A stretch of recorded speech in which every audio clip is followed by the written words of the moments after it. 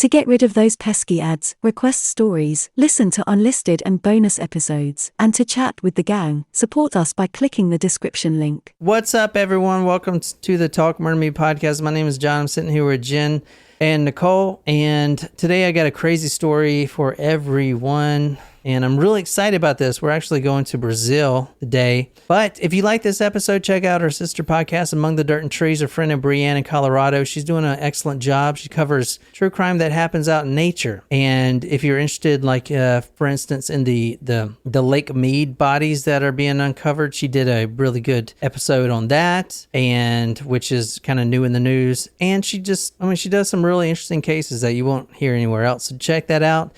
You can also subscribe to this podcast, Talk Murder Me, on any podcasting app. If you want to support us and see our unlisted live streams, go to patreon.com/talkmurder. I'm also putting all these photos on talkmurder.com, and you can see all of those. And that's the site that I put all the photos on. So go there for the episodes. But that's all I have, and you guys know about the trivia. So, all right, this one is for Shram. Surprise shots, surprise shots. We don't know what they are because they're a surprise.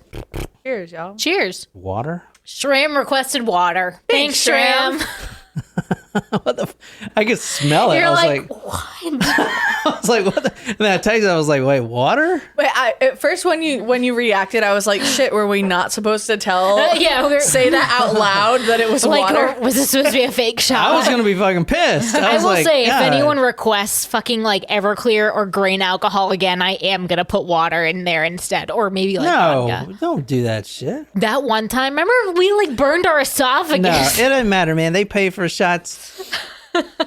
They do. That was awful. But it was terrible. And if you are a kind human being, you would not do that to us again. That was brutal. However, we do know the secret to Bailey's shots now, so. Yeah. Shake with ice. Yeah. Mm-hmm. Let's not make that mistake again. Is Martin on this one? I know he was on last live chat, but I'm going to need his request coming up soon, too. Tram says she cares about our wallets and livers. I appreciate that, Tram. Tonight, we are going to Brazil. This is a crazy, crazy case right here. We're talking about this guy. Let me know if you've seen this guy before, if anyone's seen this guy before or knows anything about him. Can you describe what this guy looks like? He looks like a fighter. I was going to say that, too.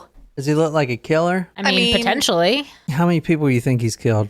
Double digits. Tonight we're talking about Pedrinho Matador. Oh. So this is the book that I read. Dude, I tried to find this book everywhere for so long.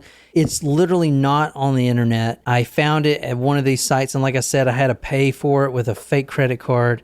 And this is the book that Nicole's going to be reading from tonight. Pedrinho Matador, Biografia. And it is an autobiography, but this guy's name is Pedro, obviously, but Pedrinho is kind of like the... Son of, isn't it? Yeah, it's kind of like the... or Ito. Yeah. At the end it's of like Spanish. An Ito is, you know... Or Ita. Little Pedro. And Matador means, you guys know what that means, right? It's a bullfighter. There you go. So, well, it's a bull, I think. I don't know. Pedrinho Matador, Biografia. And this book is completely in Portuguese, and it is nuts. Nuts. All right, tonight we're talking about Pedrinho Matador. I don't know if I pronounced his name right. No, that's right. Here's another photo of him right here. So kind of, this is when he's older. Obviously, he's tatted up. This guy has one story to tell, and it is nuts. So you guys stay with me. We're actually starting on May 24th, 1973. This story is going to revolve a lot around this man's father, whose name is Pedro as well. We're going to do a full circle back to the father at the end of this episode. But the best way that I thought to map this out is the way that I'm doing now. So we're starting May 24th, 1973. We're actually starting when he is transferred to the Casa de Detenção Carandial, a Brazilian prison. And if you're in America, it ain't nothing like what you'll see in America. This is the This is the prison here. It's Dirty. dirty. The food is often rotten. A lot of the inmates die because they eat rotten food. He would talk about at one point that the lunch boxes that they give you, you would open it up and there's flies coming out of it. And sometimes it's like you have to weigh on how hungry you are to whether you want to get sick or not, because you know if you'll eat it, you'll get sick and possibly die. So a lot of times you just have to go hungry, and a lot of inmates do die because the prison system is so subpar. But at this detention facility, there were 9,000 prisoners. And Wow. this is towards the end of my story, but we are going full circle. And this is May 24th, 1973. This man's sentencing added up to more than 100 years. I think it was like 480 or something like that. Wow. We'll get to it. But robbery, theft, drug trafficking, and over 50 murders he was convicted with. He's killed over 100, well over 100, but he was actually tried and convicted for 50. He was sent to prison, and this man has many enemies waiting there. A lot of people that want him dead. And on the flip side to that, there was a lot of people who respected this guy and would never mess with him because he's such a killer. So when he goes to prison, the guards actually stop the van when they transfer him to this new prison, and they say, listen, you have a choice here. We can put you in isolation since you have so many enemies, or you can go to general population where you're probably going to get shanked the first day you're there because you have so many enemies and you're so well known. He says, quote, I'm going with the other prisoners. I'm a man, and I'd rather die inside there as a man fighting than join with these trash and rapists, end quote. So like the isolated prisoners are usually the child molesters and the rapists and stuff like that. Okay. He goes into general population. All right. You'll see why here in a second. But as soon as he gets in this prison, he's looking for a chance to escape. Not because he's scared or anything, but he wants to be free, obviously, like everyone. He is looking for a chance to escape. Is the security in these prisons like super intense? No, there's usually only 2 guards per the day or whatever. And even though the prisoners are locked up, there have been instances, and he was involved in one where it was a prison riot, like the one we covered in New Mexico. Yeah. But in this one, 130 inmates died. So that's the type of prison we're going to now. He's looking for a chance to escape, but all of a sudden, something happens. His own father, Pedro, gets sent to that same prison. And I'm going to tell you why here in a little bit. But I will tell you that for little Pedro, he stopped looking for an escape, and he was hell-bent on seeing his father, who was in the same prison. Now, the prison is pretty big, and they're in different sections of the prison. To get to that prison, he would have to get the key somehow and visit his father, who was also on the other end of the prison in an isolated cell. So it's a lot of work, but he put his mind to it, and he was going to go see his father. 1973, on May 24th, he, using a shank that he made out of a spoon and aluminum foil, what they would do is they would take a spoon from the cafeteria, aluminum foil, and they would grind it down until it makes a blade. And using that shank, he held 2 guards as hostages,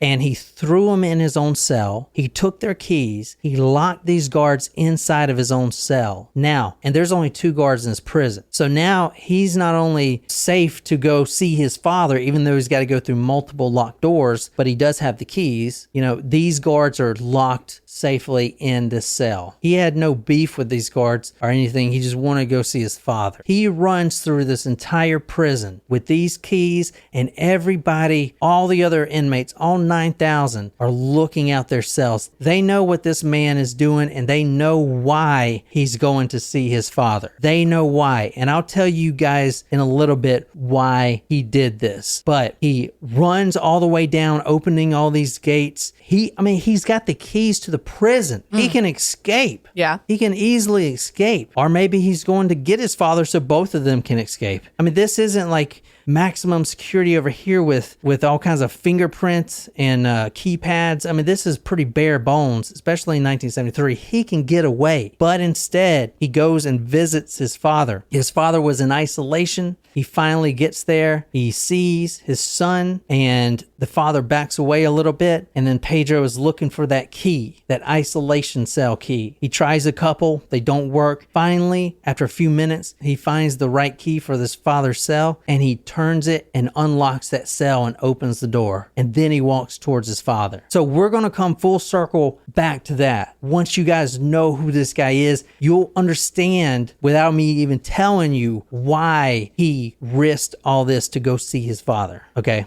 But right now we're going to kind of jump back to when he was a child and go through his childhood. Okay. What do you guys think? Sounds good so far. So be thinking the whole time, like, why would this guy be hell-bent on not escaping but seeing his own father? I have a theory. What? That he kills his father. Dun, dun, dun. I can remember my childhood well. I didn't have luxury, but I was a very happy child.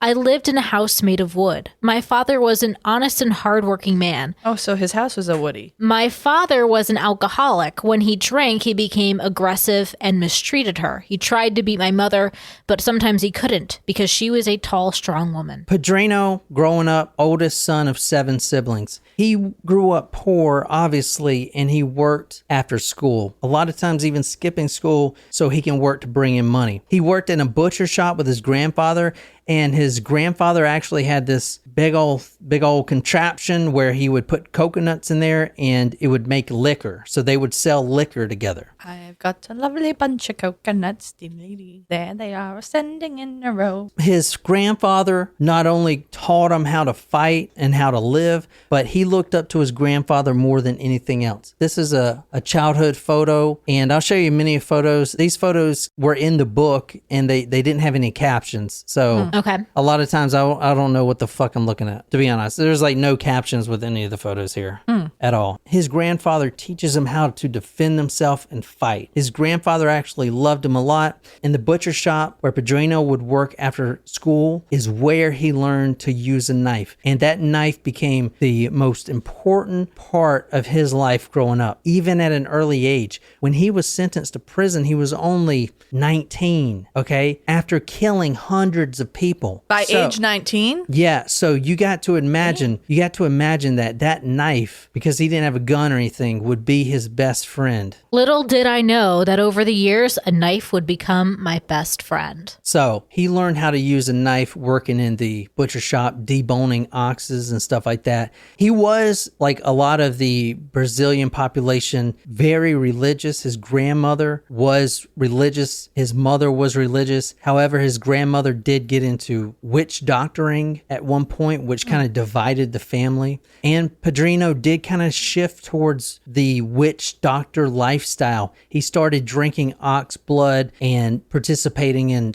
animal sacrifices and stuff like this. Now, this is when he was 12 years old, okay? I think this is his house. Like I said, there was no captions in any of these photos. So, you know, I mean, I guess it's his house, but Like a hut. there was literally no translations or no captions on anything, so I literally don't know. But now, let's go to when he's 14 years old, because this is the first time that he's going to actually kill someone. At 14? I guess you have to start young if you're in prison by 19. Yeah. At 14 years old, he meets a distant cousin. Little Pedro was 14 at the time, and his older cousin, he is 18, 19 years old, and he's kind of more of a distant cousin. He only comes around a little bit, and the transportation here in this part of Brazil, what they were using was horseback. Okay. So there weren't cars. They sure as hell didn't own a car.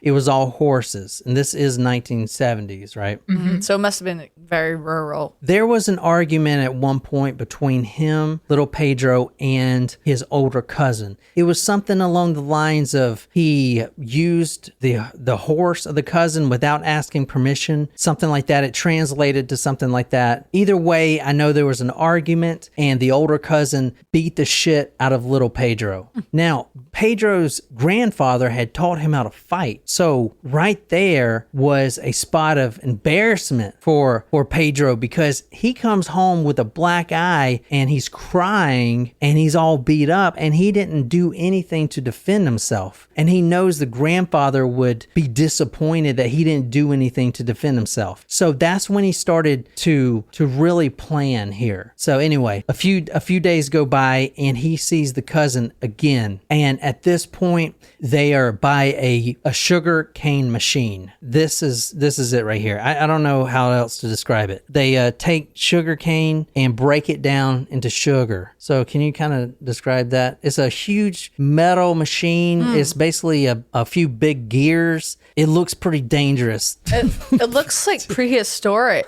almost. And when you think of on those bars there, would someone be pushing those bars to twist the other thing? You know what really grinds my gears? I say that all the time. Somebody at work said that to me the other day. All you could think of was Family Guy. Yeah. I mean, I'm sure that's where they got it from, but it's really funny. You know what really grinds my gears? What? At the time, the sugar cane grinders were not like the ones we have today. Without much experience of anything, I thought a body could pass through that grinder. Oh. So Yes, I'm sure it could. so let me look at this grinder. He says, quote, "I thought a body could pass through this grinder." He's 14. That is freaking brutal. Because because he's thinking where the two rolls come together. It can pass through, but spaghetti. Oh, God. It reminds me of the Play-Doh things. Yes. Yeah. Oh, and I'm sure that's exactly what it was like. So, all right. This is his own words from the book. I don't know how else to preface this. I grabbed him and pushed him into the cane grinder. I thought his whole body would pass through the grinder, just like a cane does. I stood there watching, waiting for the body to pass. But it didn't. It just made noise. Now, the older cousin, the one that beat him up a few days before, they're there again. That older cousin's at Pedro's house again and still pushing him around. But there's a sugarcane grinder, like I showed you, right outside the house. And not only is his cousin there, but his cousin's goons, because the cousin was kind of into drugs and, selling drugs. So he's got his own goon squad. Right. And he's there just kind of messing with Pedro again, pushing him around. What you gonna do? Don't be a little bitch type of shit. And Pedro was sick of it, man. He was sick of disappointing his grandfather by not sticking up for himself. That all of a sudden he waits till his cousin gets distracted and they're by that cane grinder. And Pedro's actually working the cane grinder anyway, trying to, that's what he does. And all of a sudden the cousin gets distracted and he pushes him in there into the rolling apparatus of this sugar cane grinder. And he says, "I thought his body would pass through, but it didn't. It just made a noise." The body didn't actually pass through, obviously, all the way at least. The arm was stuck in there, flattened and protruding out the other side like a plate of spaghetti, and he was stuck. All of a sudden, like I said, that cousin and his goons, the cousin's goons, hear this ruckus and the screaming. He's screaming, "Oh, God, what the fuck? What the fuck? Get me out of here!" Ah! Except in Portuguese. Yeah. No. That's Spanish for now, but okay.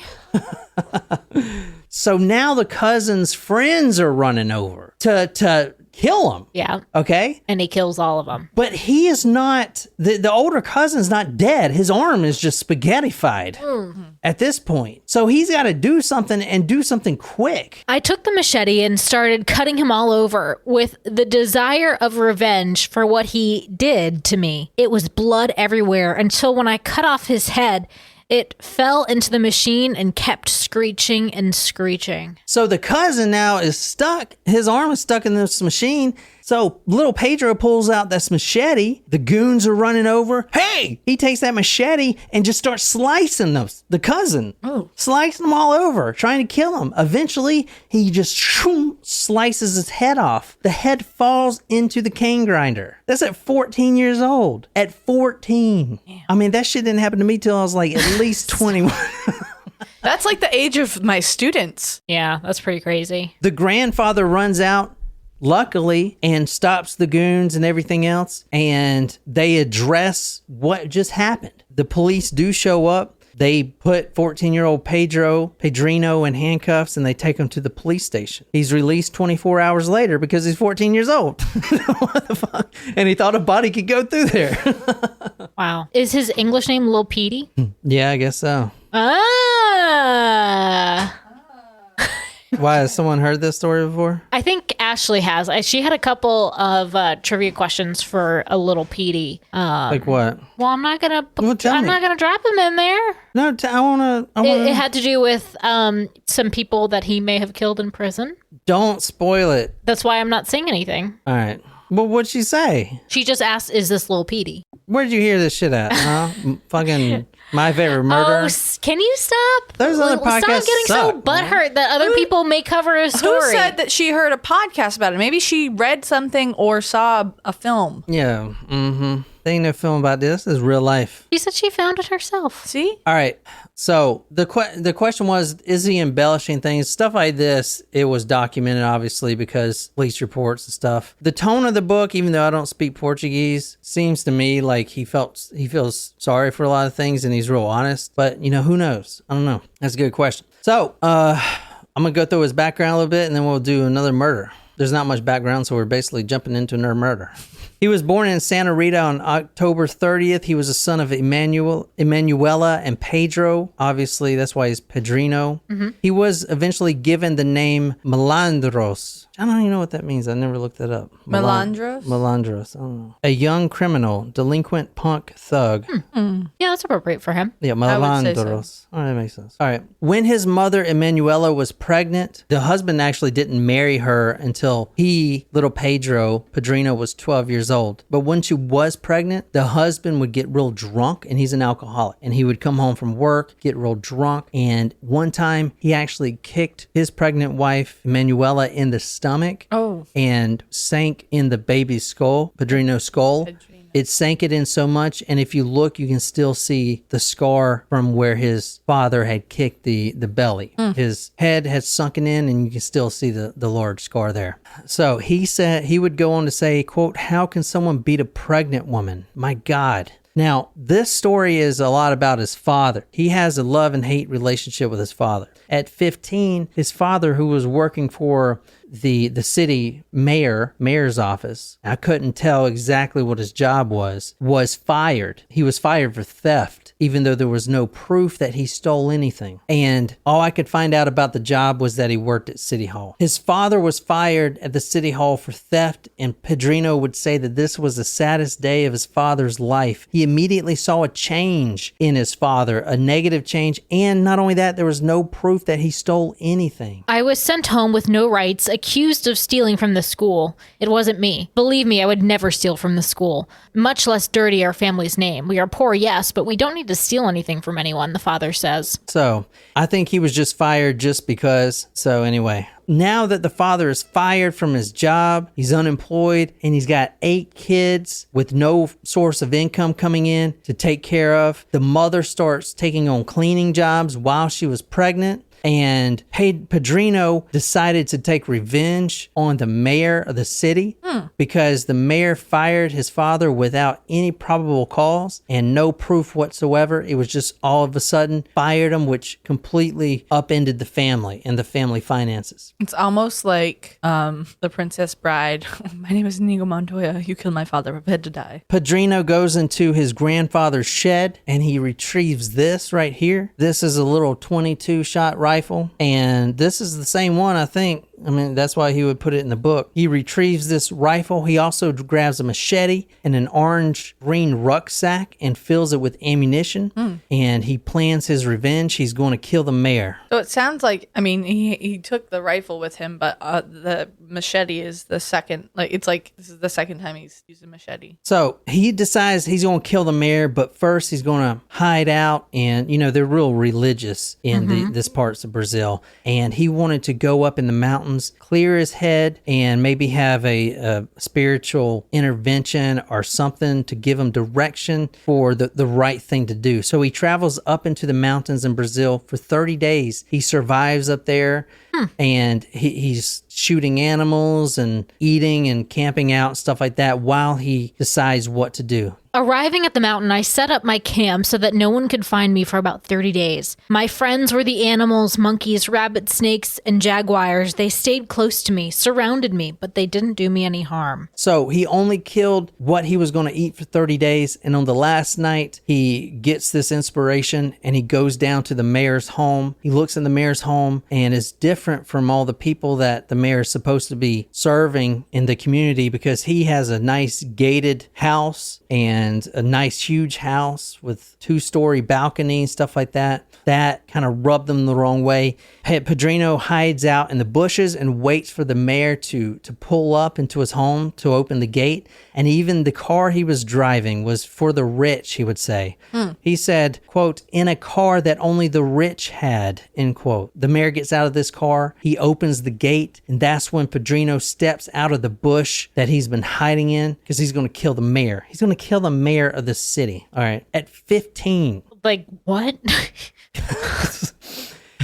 He waited till this mayor turns around. He made sure the mayor looked into his eyes and knew exactly who he was. He was the son of the man that he fired for no reason. And as soon as he looked into his eyes, he fires 2 shots. Both hit him. Boom. Right in the head. The mayor's dead. Right after that, the mayor's son, who was on the 2nd floor of the house, runs out onto the balcony, wondering what's going on. That son grabs his own rifle and starts firing shots at little Pedrinho. So at that point, Pedro waits until the son has to reload, and then he steps out behind the mayor's car, which he was hiding behind, and he pulls that rifle up, and he gets that man in a perfect sight. Headshot from 100 meters away. He's going to kill him, and right when he's about to pull the trigger, he says the following, quote, I pointed the gun at him, but I didn't shoot. My war wasn't with him. It was with his father. I thought that was really important to put in this story because it really shows you who this guy is.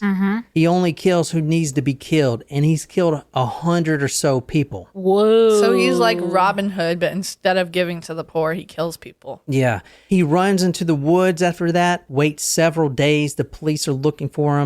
And then he escapes completely. And at 15, he arrives in another city, Moga das Cruzes. All right. So crazy. He's already killed 2 people, including the mayor. He's killed his mayor. I mean, pretty crazy lifestyle so far. He meets a woman there, an older woman. She's almost 40 years old. Botina, Botinha, Botina. She was a drug dealer and a hustler. And at 15, she takes him in at only 15 and takes care of him. And that was kind of like his first love or whatever. This is the mayor right here, shot. Wow. Oh. So kind of cool. Yeah. They didn't even bother to put a sheet or anything on him. Well, this is poor Brazil. The mayor apparently was very crooked.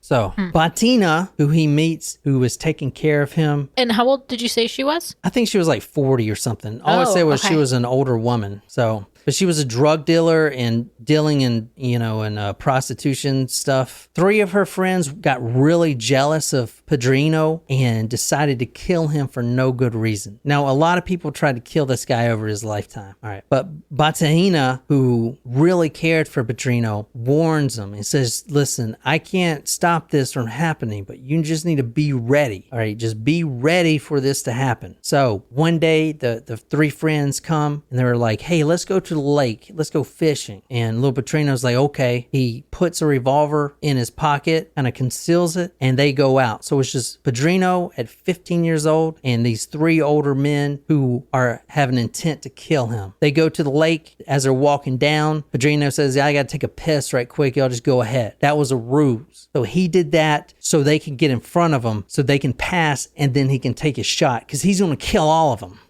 A 15-year, think about it. I know. I'm trying to keep in mind his age as you're going through this. A 15-year-old, a fucking 15-year-old with 1 gun facing 3 older men, all with their own guns, and he's just like, I'm gonna fucking do it. I feel like is he like a shooting prodigy? Like, is he like pew, pew, pew, like flipping his guns with his finger, twirling them and shit? That's like what I'm picturing. Twirling his... Yeah, like I just picture him to be like a... I told you, this story's nuts.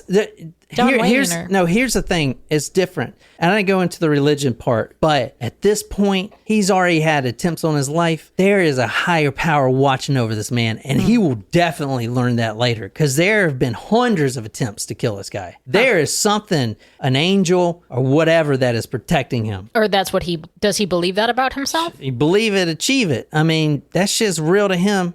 You know, the older men walk by. Pedro comes out, taking a piss, puts his dick back in his pants, pulls out that revolver, shoots one of them right in the back of the head. The other two turn around like, what the fuck? So now you got one dead. They all hide behind trees. Pedro jumps in this little gully, this little ditch, and now there's a firefight between two of him and one of him. And he ends up killing another one of them and puts the other one in the hospital. This is playing out like a movie in my head, honestly. It is a fucking movie. Yeah. It's crazy. After this, in this city of Moga das Cruces, he had a reputation that no one has ever had before or will ever have again. He was known as Pedrinho de Cachuchierra, which cachuchierra is this right here. That's what this word means. This is what he would carry around. Oh, is that a shotgun? It's a beautiful shotgun. Yeah. He would carry around a small barreled shotgun everywhere he went, and that's where he got that name from. Now, Notice how John rolled his tongue on those.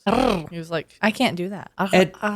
At 15 years old, he is carrying this 12-inch double-barrel shotgun, and he starts running the streets. Everyone is scared of this guy. If you guys seen this show called The Wire, this guy is Omar. Yeah.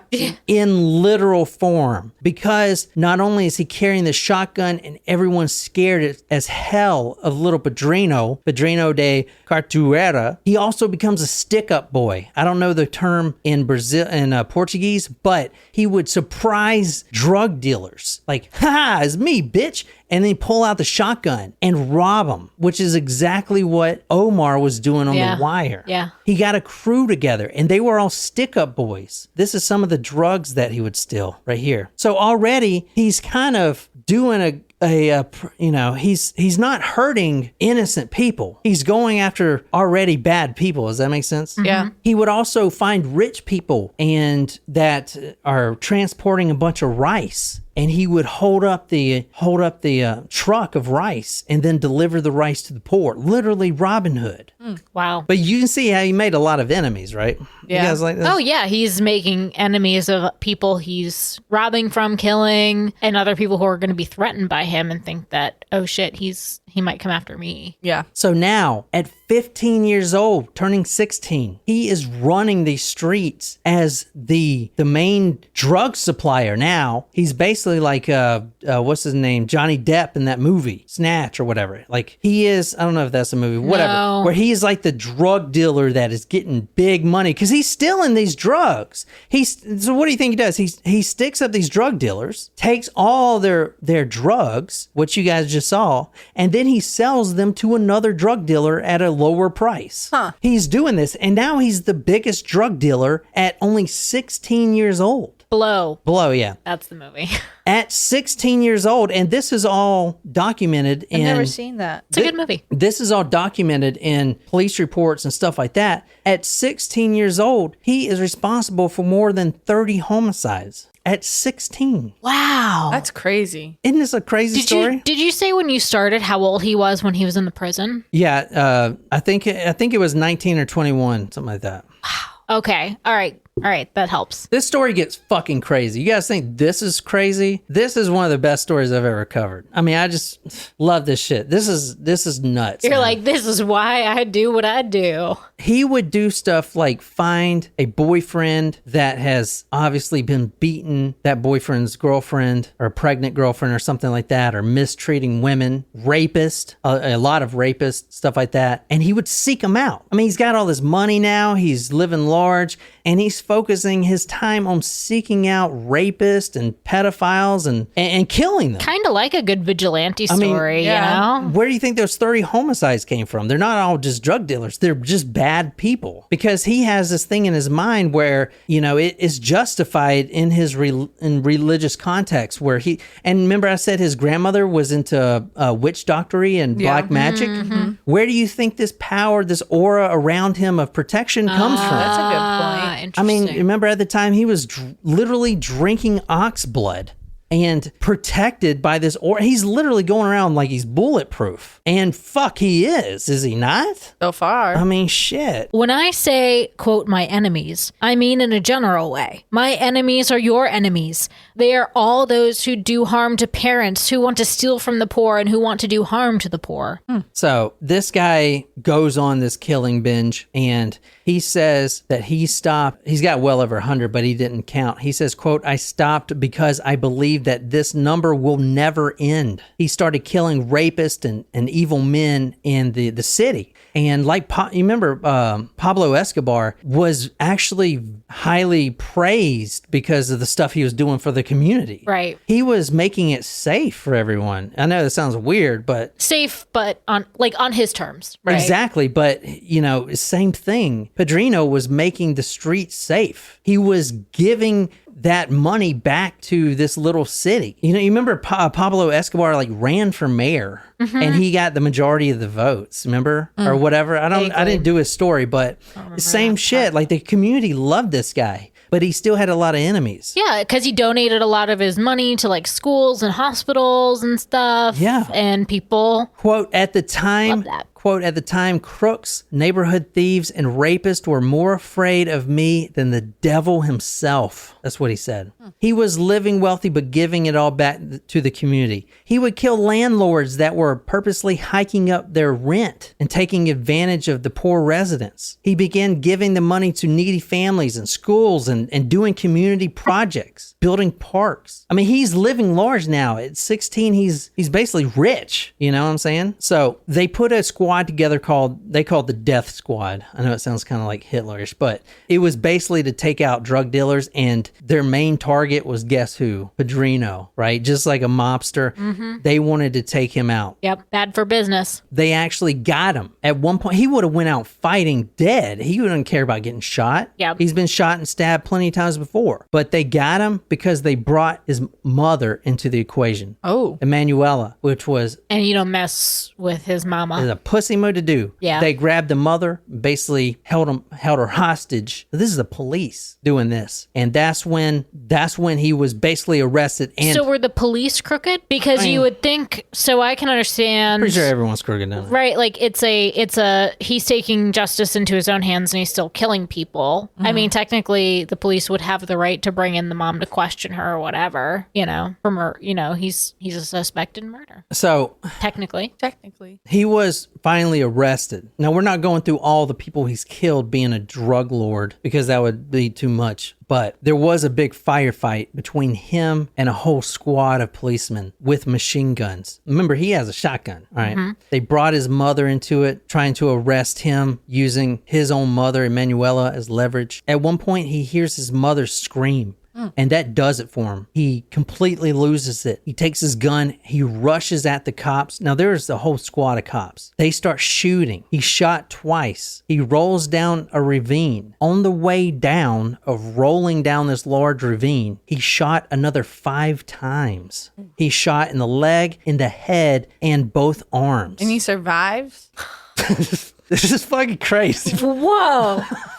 I fell and rolled down the ravine, and with each turn that my body took down the hill, I felt a bullet pierce me. My eyesight darkened. I was hearing screams, cries, people saying, "Kill him, kill him." I couldn't defend myself. I searched for strength, but I couldn't find it. So, or some of the police were saying, just kill him right there. But you know, there's always 1 or 2 good guys that are like, no, we need the justice system to do its job. Right. So they ended up arresting him instead. This brings us back to the prison. Now we're back to the prison. All right. Okay. We're a little bit before when he gets when his father gets there, but we're still back at the prison. He says, quote, I'm going with the other prisoners, or he doesn't need isolation. I'm a man and I'd rather die inside there as a man than join with these trash and rapists.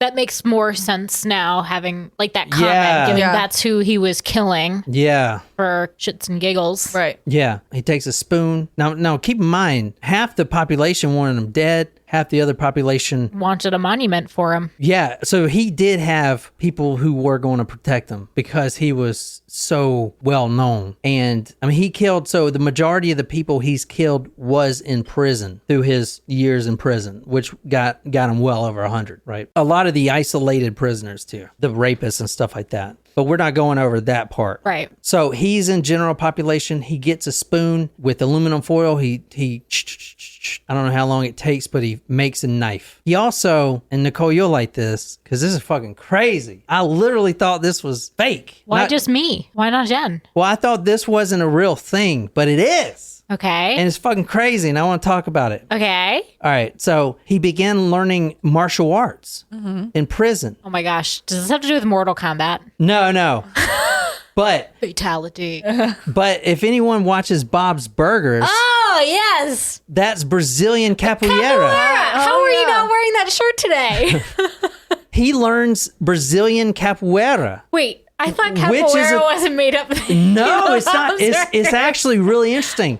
It is just like in Bob's Burgers. It is a dance-like fighting martial arts. Oh. I can't believe you're not wearing your shirt today. Dude, so this is a street capoeira fight. Now, this is a real thing. So in Brazil, the martial art, and I was looking in the history, it's actually really, really interesting. The slaves in Brazil who were enslaved by the Portuguese, I believe, at the time, they created this dance-like martial arts to escape. And it uses a lot of leg movements, and it's very acrobatic. You have to be able to do flips. You have to be able to, it's like breakdancing. Anyway, this is one of the street fights here. And this is crazy. So I know I heard you listening to this in the sunroom the other day, and I remember like looking over because I can see your Yeah. laptop the way you were laying down from like my desk area in the dining room, and I remember watching and be like, I know he's been watching like boxing videos because he's been doing the VR. Yeah, Thank you. I'm like, what's the word? And I was like, what is he getting into? Like, I was like, Dude. he's down some rabbit hole in YouTube now. This is so interesting because I didn't think this was a real thing, but it is, man. It's a real thing, and it's just like in Bob's Burgers. So this is a street fight. They're fit. So, Yeah, no kidding. So you see, so this isn't like a street fight like we have where they're trying to kill each other.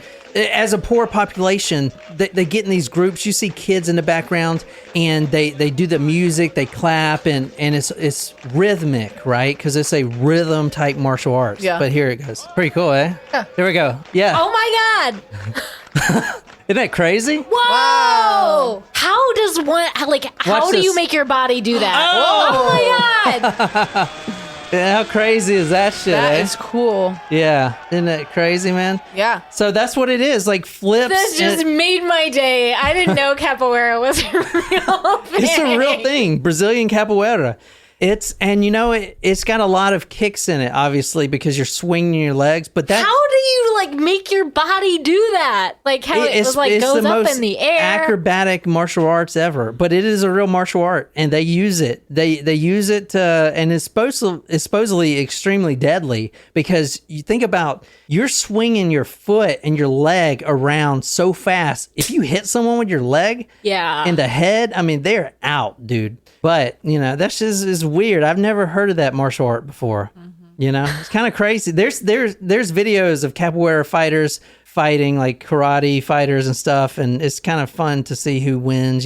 But it's crazy, is it not? Amazing. So anyway, he started doing that, which like made my day, man. If you guys watch Bob's Burgers, you'll know what we're talking about. But Best show ever. yeah. So in prison, he would end up saying that he only had one friend because he learned his outside friends and all of his other friends outside, they died. So on the inside, quote, I was alone, just me and my knife, end quote, which I love that shit. Kind of sad though. I was alone, just me and my knife. That knife was his best friend. I talked about the prison, how the food was so sour and people would get sick. Now, he also started snorting cocaine in prison. But He's in prison for it was like I think it was 140 something years. It was a long time for all 50 homicides before he got there. So remember the 30 he killed before 16. Now he's in prison at what, like 19. So he's killed 50 at least. That's how many they convicted him for. So he's in prison. He's learning capoeira. He is killing rapists in prison. And that is when he gets the news that none of the other inmates wanted to tell him. They all kind of avoided him that day that this news came out, because they would have a radio and the news in the city would come out. The warden was actually the one who had to pull him aside and said, listen, I don't want to tell you this. I know you're a man, and no one else wants to tell you this, but I'm just going to tell you how it is right now. Last night, your mother, Emanuela, was killed. Oh no. She was stabbed 21 times by your father. Oh snap! You're right, Jen. He can come kill his dad. By your father. Your father stabbed your mother, Emanuela, 21 times. It's so excessive. So I don't know if this is going to be after what we're going to talk about or before, but Pedrinho in prison gets to go see the body of his mother, and he's obviously handcuffed. And it was a big news because he is a high profile inmate. Right. Everyone knows who this guy is in Brazil. Like, you know who this guy is, prison or not. You know what I'm saying? All the media knows. So when his mother dies, there was cameras everywhere. He gets to go see the mother's body, and the media is there, the cameras are there, and he says something that someone catches. The media, the guards. He says the following: standing over his mother's coffin, over her dead body, looking into his mother's eyes, he says the following, quote, I will kill you, father, and from today you are not my father. I will eat your heart. Ooh. I swear it. Like literally eat his heart. That's what he said. Let's go back to where we started. Now things make more sense when he locks the guards into the cell. You know he's not going to harm these guards.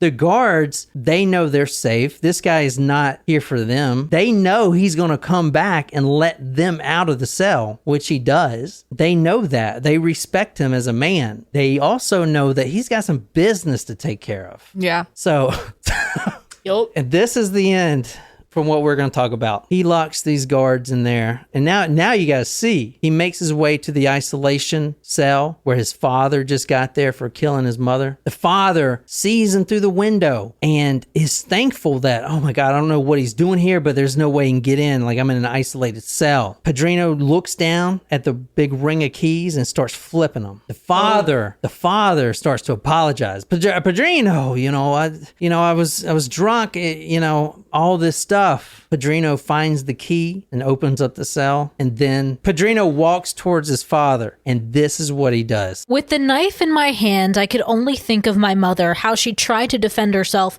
She fought for her life. I saw her all cut up and stabbed. Then I went after him. He didn't try to defend himself. As I promised, I counted 21 stabs. I cut his chest open and saw his heart still pulsing. That's when I cut it out and began chewing on it and spitting it out. So that's where you get this guy. This is an illustration, but he cuts the heart out of his own father and chews it. He goes back in, he lets the guards out, and everyone's like not saying shit to him, and that was it. So Pedrinho Matador was the man that served the longest prison sentence ever. 42 years in prison. He was the biggest serial killer in the history of Brazil. Wait, that was the longest sentence ever given out in Brazil? Was 42 years? 42 years in prison. So no one has a life sentence there? Pedrinho Matador, biggest serial killer in the history of Brazil, among the 5 top in the world. He was in one of the biggest prison massacres of all time. He claims that one day he's going to come after the, quote, maniac of the park, which was a rapist. And you ask, what is he doing now? What is he doing now? Well, I'll show you. He's a YouTube star. So he's talking about his father, and there are subtitles, but he is in a studio, a podcasting studio. And like I said, this is all in Portuguese, but there is English subtitles. And he is talking about his father, which we focused on. And there is that story about the heart, they ask him. He says he cut out a piece of his heart and chewed it. That's what I did. It was revenge. Crazy. So he is out now, completely out, and I would never mess with a guy. But he is out, completely out. He's served his time, and you see him here. He's doing YouTube interviews and stuff like that. So what do you guys think? I think it's interesting that he's already named another target. Like, have they done anything about that? Like, have they not taken that seriously? Or No. I mean, this is not America, man. This is like, they don't want to fuck with him. Like, they know that he's going to do it. I mean, look at this guy. He's got his own, like, profile picture here. Look at. Damn. I mean, so is he like a full-time YouTuber, or does he just like go on interviews with people? I think he's just doing interviews now, but I don't know. I mean, he is famous, so I think he is getting paid for his story. That's for sure. But crazy story, man. What do you guys think? It's nuts. I would totally watch a movie with this plot. For sure. So Natasha says he's a podcaster. So I guess he has a podcast. I don't know, because I don't. We should ask him on the guest of our podcast. No, he didn't speak English. I have friends that can translate. Yeah. I have a whole bunch of friends that can speak Portuguese. All right. He's a podcaster. So, and the book, that the autobiography, he does like end it saying that there's going to be a part 2. So I'm kind of waiting for that to come out. I guess it's going to talk more about the 100 or so people he killed. This story was focused mainly on the father. And so because he's been charged for all of those crimes, like, he's not necessarily confessing to anything new. So it's not. Yeah. And it's like the double. Oh, I don't know what their laws are, but like double jeopardy. Yeah. He did 42 years, and crazy. I mean, he's just out saying, whatever. No one's going to mess with this guy, I mean, he's killed a lot of those people with his bare hands, he would talk about. He talks about, like, on his show, like, how hard it is to kill someone with your bare hands. Isn't that fucking crazy? That is He crazy. has killed over 100 people, and now he's a podcaster. What the fuck? I mean, yeah, that's nuts. I don't really know. Like, it's hard because I think there is this whole, like, the vigilante side to it. You're kind of like, mad respect, dude. No shit. This is fucking crazy. But also, he was like a drug lord, so like bad, and he killed a lot of people. But which were all bad people. I know. I'm just saying those are hard stories. It's one where you think like, okay, yes, they took matters into their own hands, but like, hopefully they get a really light sentence for them. 42 years is pretty light. Well, he had 100. I think they were. It's light for honestly, United States standards, but that would be. Let me tell you why. That was the harshest sentence you said in Brazil's history. No, that's the not harshest, but the longest prisoner ever served. But I will say this: I'm pretty sure it was more of. I think we should just let him out because he's killing so many people in prison, all the pedophiles and stuff. Because he killed the majority of his kills were in prison, which we didn't talk about because his book didn't go into all the people he killed in prison. Right. That's in the second part, which I don't know when it's going to be released. I mean, I don't know. But anyway, so I think they just let him out because he was killing too many inmates. It's like you're kind of defeating the purpose of this whole operation, man. You can go free. So it's now like, you just go kill bad people outside. I mean, we got them taken care of in here. Let's just have you go and fucking kill people outside.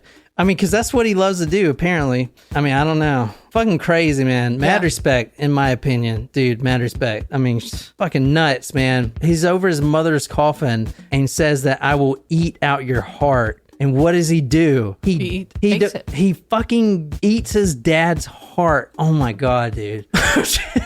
You got to be kidding me. That is a crazy story. It is crazy. And now he's a podcaster. So yeah, there's that. Anyway, all right. Well, I guess that's it. I hope you guys liked that. Let me know if you did or didn't. That was a great I very much enjoyed that. This is the Talk Murder Me podcast. I'm sitting here with Jen and Nicole, and my name is John. I hope you guys really enjoy the story. Be sure to find us on any podcasting app and follow our YouTube channel for these weekly live streams every Saturday at 1 p.m. Eastern Standard Time. And until next time, good night, you lovely, lovely people.